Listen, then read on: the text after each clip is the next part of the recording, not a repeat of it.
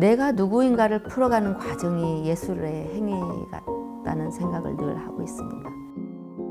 과거를 생각하면서 미래를 생각하고 내가 과연 어떤 작가인지, 개인적으로 어떤 여자인지, 어떤 어머니인지. 저는 어릴 때 시골에서 자랐어요. 집은 병풍 같은 대밭으로 둘러싸여 있고 앞에는 넓게 환히 트인 들판을 바라보고, 그런 배경 때문인지 어릴 때부터 특별하게 갖는 어떤 감성이 좀 있었다고 생각합니다.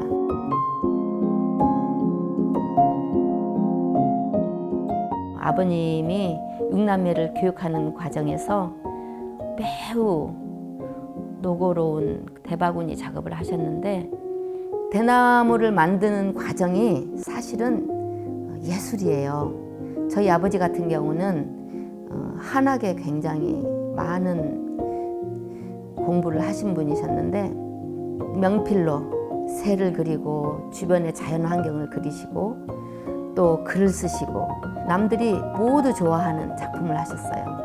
그럼에도 불구하고 그런 고된 작업으로만 만들어낸 대바구니로만 6남매를 교육시키기에는 터무니없이 부족했죠. 그래서 어머니는 늘 옷도 직접 만드시고 살림도 도맡아서 하시고 밭일도 하시면서도 농한계는 장사를 하셨습니다. 저는 막내였기 때문에 언니 오빠들이 먼저 도시로 나가서 공부하는 모습들을 보고 11살 때 언니 오빠들을 뒤이어서 서울로 갔습니다.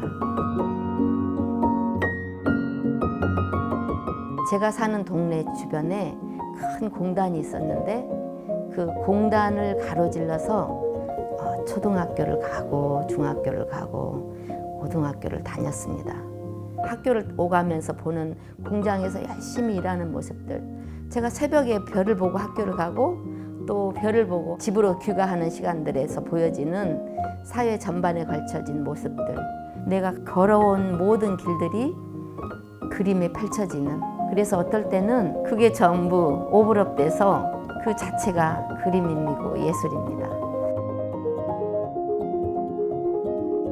막내로 성장하는 과정에서 제가 이미 교육을 받는 중고등학교 시절에 저희 부모님은 연로한 노인이셨고 저는 형제들의 도움으로 그나마 학교를 다녔는데, 제가 중고등학교 때 미술에 소질이 있었나 봐요. 미대를 가라는 권유도 많이 받았지만 미술부에 들어가는 것조차도 저는 몹시 어려운 장벽이었어요. 그 친구들이 물감을 쉽게 사고 화판을 들고 다니는 것 자체가 부러움의 대상이었고, 더군다나 수업 중에 미술 선생님이 방과 후에 화실로 와라 했는데 겁이 나서 못 가던 망설임의 기간이 너무 길었어요. 그렇게 망설이다가 학교를 졸업해버린. 사실 가난하면은 우울해요. 슬프고 하고 싶은 걸 다 못하잖아요.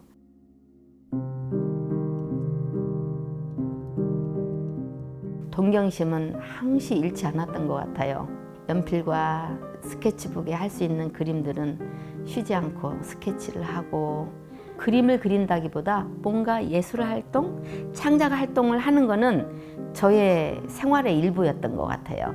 아이들 옷도 제가 천을 끊어다가 직접 만들어 입히고 머리도 직접 다 자르고 뭐든지 손으로 할 수 있었던 건 다 했던 것 같아요. 흙으로 도자기를 빚어서 가까운 도자기 굽는 곳에 가서 구워와서 그것을 제가 생활하는 도자기로 사용하고, 그 생활이 지금도 연장되어 있습니다.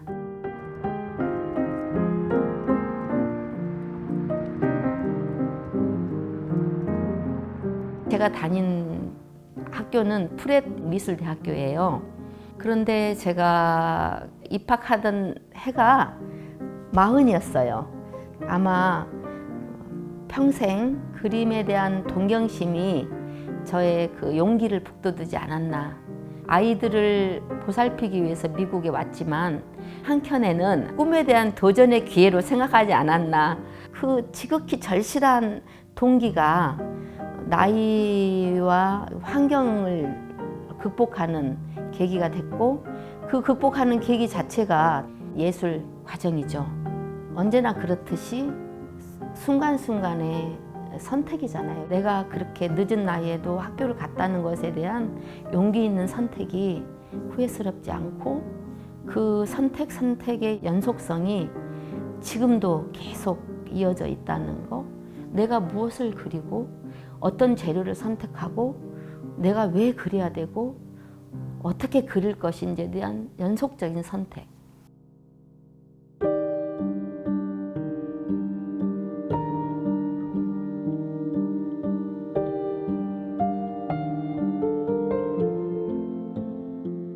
공교롭게도 제가 어려운 과정을 입학을 했는데 그 해에 9/11이라는 어마어마한 세계적인 사건이 터졌고 그 사건을 계기로 사회적인 변화뿐만 아니라 개인적에도 어마어마하게 지대한 영향을 끼치는 계기가 됐어요. 어느 날 카페테리아에 렌트한다는 주소지 전화번호 하나 보고 전화하고 그냥 계약하고 주말에 시간이 있을 때 밤에 학교 끝난 다음에 이사를 해놓고 보니까 그 이튿날 아침에 일요일 날 창문을 탁 열어보니까 어마어마한 공동묘지였어요. 반짝반짝 아침 햇살에 빛나는 모든 대리석으로 만든 돌로 만든 비석들이 빛나는데 그냥 싫다는 느낌이 아니고 삶과 죽음의 경계가 이렇게 없구나. 또 다른 정신적인 영역에 직면하게 됐어요.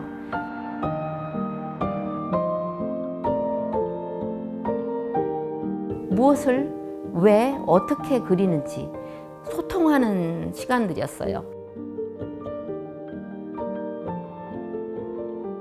졸업하고 나면 뭔가 될 줄 알았지만 여전히 외국인이고 나이 많은 동양 여자이고 제가 반듯하게 설 자리는 그렇게 준비되어 있지 않은 상황이었어요. 그 당시에 갈등을 많이 했어요. 한국으로 돌아갈까? 미국에서 있으면 어떤 방향성이 확실하지 않았기 때문에 이렇게까지 후원해 주시고 도와주시는 남편이 있는데 그런데 하다 보니 이게 길이 보이지 않는 거예요. 그래서 울기를 많이 반복했죠.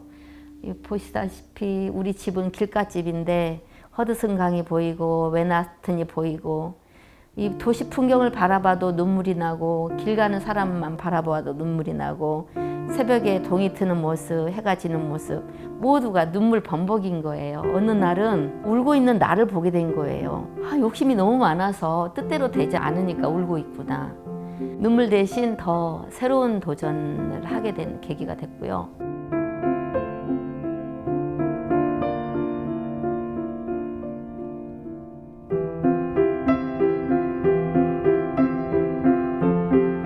저에게 그림을 배우고 싶다는 분들이 있었어요.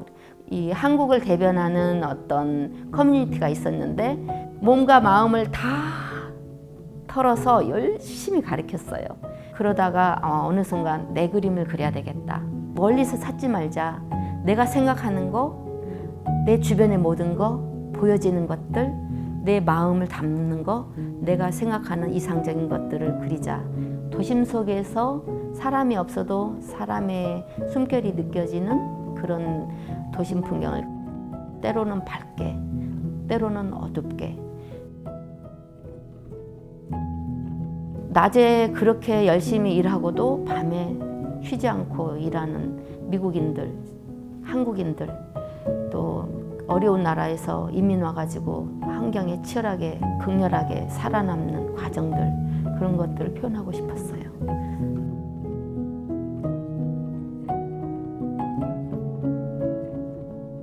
2012년 7월 초였어요.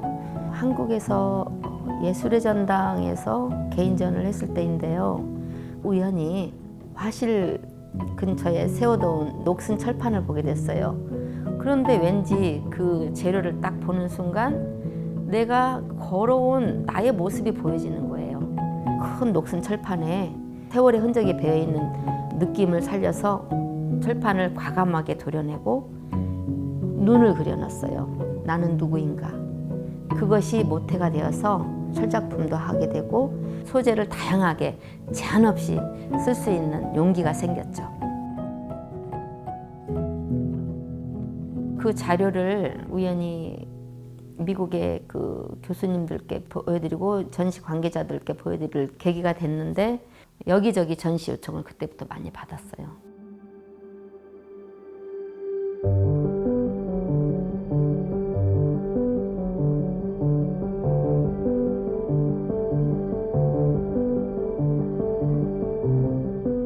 그리스를 대표하는 그리스 국립미술관에서 전시하고 도노폴로스 미술관 그리고 아테네 사이프러스 하우스 그다음에 크레타 섬을 대표하는 크레타 현대미술관 동시에 전시를 하게 됐죠.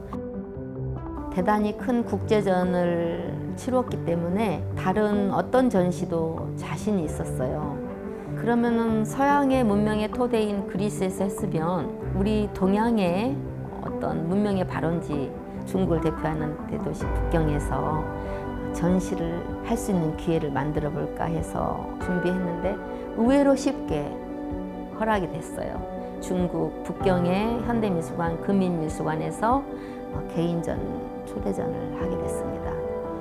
동양의 문명의 뿌리는 무엇이고 내가 동양인 여자로서 동양을 어떻게 그 문화의 흐름을 작가로서 어떻게 표현할까 고민을 하고 숙지한 결과 어떤 종교나 이념적인 어떤 정치적인 모든 것을 배제한 것이 무엇일까 찾다 보니 그것은 우리의 토템 신앙 샤머니즘이었어요. 제 어릴 때 우리 어머니가 하셨던 것들이 연상이 됐습니다.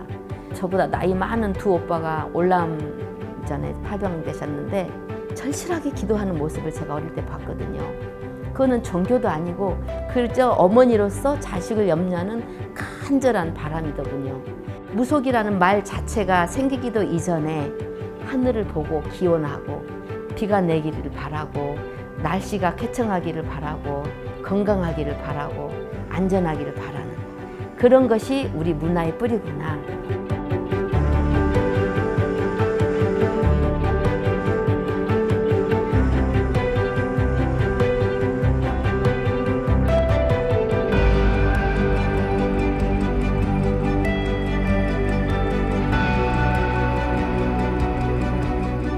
너의 얼굴이 무엇이야? 무엇이 너의 작품이야? 라는 질문을 종종 들어왔습니다. 들으면서 저는 생각해요. 내가 왜 한 가지 얼굴이어야 되고 내가 왜 한 가지 표정만 지어야 되는지 하늘의 별자리를 표현하기 위해서는 가장 빛나는 것이 무엇인지 예술가 이전의 인간으로서의 과연 나는 누구인가